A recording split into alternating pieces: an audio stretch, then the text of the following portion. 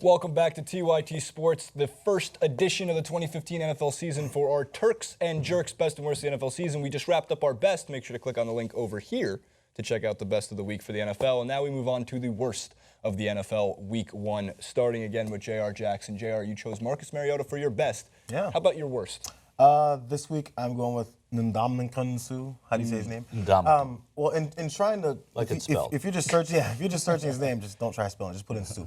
So, I mean, of course, he strikes again. Apparently, it seems he strikes again. Was it more probable than not that he struck again?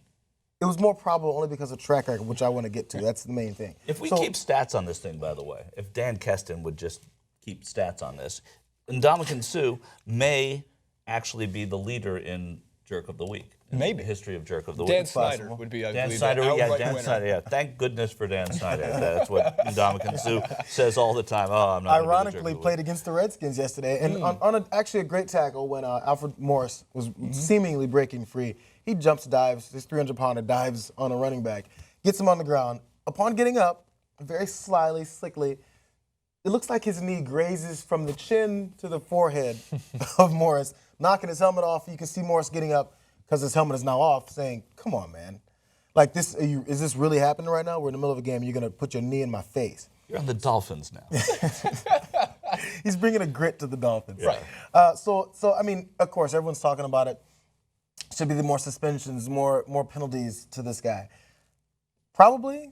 But, I mean, again, how can you know for sure is the first question. Number two, the NFL seemingly is having problems enforcing rules right now or enforcing anyone who's breaking rules. I'm going to keep coming back to it. If we're going to keep allowing people to get away with things, I'm not saying the NFL has, because when they went after Brady and the Patriots for this 5th to 6th to 7th to 8th time, they couldn't nail them down. So, I mean, just there's a bit of a Wild West thing happening. You can kind of do what you want as long as you can get away with it. I mean, in case you cover it up just enough, you can get away with it. He's going to get away with it. And I don't know. And it's not like he hasn't heard about it. It's not like people don't know about his track record. But track records don't mean anything. It has in the past for him, but it doesn't mean anything when it comes to other teams getting away with cheating, skirting the rules, and all those stuff. If you were commissioner, would you suspend Suh for that kind of play? Nope. Would you fine him? Would you make a funny meme out of him? What is the punishment? In a normal world, yeah, because maybe it'll do something, but it doesn't do anything. No. Okay. I mean, you can't kick him out of the league. You can could, fine but him. You're not going to. But that means nothing then when you sign a $100 million contract with the Miami Dolphins. But so it's tiring. I'm just a little tired of rules being overlooked depending on who you are. And yeah, he gets dogpiled on, and I think for good reason, because I think he does do a lot of. He gets out of his own head. He's crazy on the field. You know, there's guys that are like that. He's one of them. But I guarantee you'll have guys that be like, I remember back in '75 when we used to play like this. These guys are pussies out here today. You know, it's okay. I know. Right. Michael Scher, your jerk of the week. My jerk of the week is it's not a specific jerk of the week, guys. It's every announcer, every fan, every who calls into radio shows, every radio sports radio host, everyone who yesterday and this morning has said that the Titans won the draft because Marcus Mariota is better than Jameis Winston. His career is over, and his career is just blossoming. It's one game. It matters not at all. He could end up being better, and Winston could end up being a bust, but we don't know that yet. So all of you are the jerks of the week. Wow. Done. Impressive, because I predicting the future here, I'm going to be listening to sports radio tomorrow, and Michael Scher's going to call in and say, Jim Tomsula, the greatest coach in 49ers history. By the way, you joke. Jim Tomsula is the greatest coach in 49ers history. He's 1-0. He's never lost a game. He took over after Mike Singletary was fired, coached the last game of the season before Harbaugh was hired in 2011.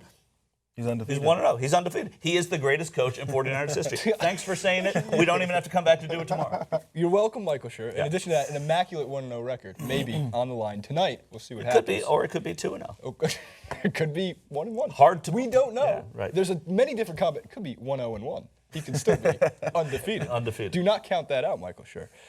My jerk of the week, I get to harp on the New York Giants, specifically Eli Manning and Tom Coughlin, who, when we were discussing before this, you made a good point. A fair point that Coughlin is generally a good clock manager. when it comes to the end of games. I've seen it too many times where it's gone the wrong way, but the Giants had no business really winning that game. The teams on paper, Cowboys much better on paper than the Giants on paper, although I've never believed the argument for an on-paper team is going to win a Super Bowl or a championship. But here's what went wrong. Twice in the last 5 minutes with the Giants up 23-20 against the Cowboys.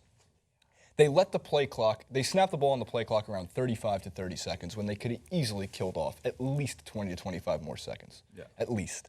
In addition to that, Demarcus Lawrence of the Cowboys jumps off sides on third down.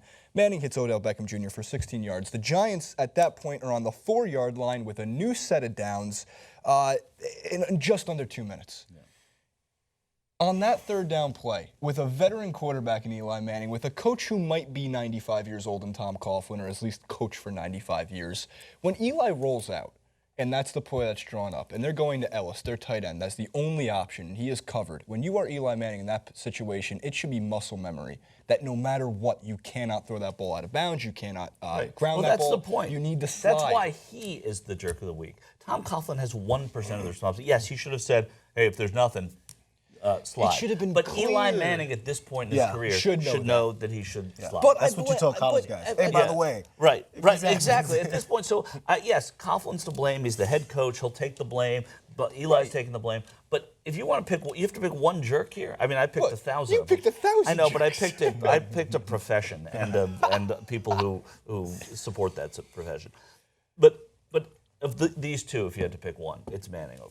Right, because again, the muscle memory should be you slide, you fall down, you take a sack, run the ball forward in epic slow motion because that's how Eli Manning looks to run. Regardless, with that poor clock management in general, we'll go with just Eli Manning now. There is no way the Giants should have lost that game. When you keep running that back and you watch those plays and the penalties that occurred and the new set of downs that happened over and over and over. Yeah. I don't blame the Giants defense with under a minute and a half left to give up what they gave up to Tony Romo. And enough with using Odell Beckham. So bring Coughlin back, using Odell Beckham as a decoy.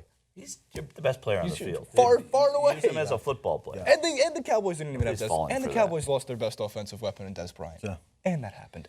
How does this happen? There you have your worst of the week. For me, Eli Manning. For Michael Schur, the entire population of the United States. And if people are calling from overseas, I believe. Is that true? Only the ones who think that who won the draft has been decided, whether it's Mariota or Winston. Too early, folks. And J.R. Jackson, I think the 33rd time in Turks and Jerks history, if I'm correct, in Dominican Sue. That is our worst of the weekend. Make sure to leave your comments in the comment section below for who you thought was the jerk of the weekend, NFL Week 1. Make sure to check out our best of the weekend as well. You can click on that over here, and don't forget to subscribe.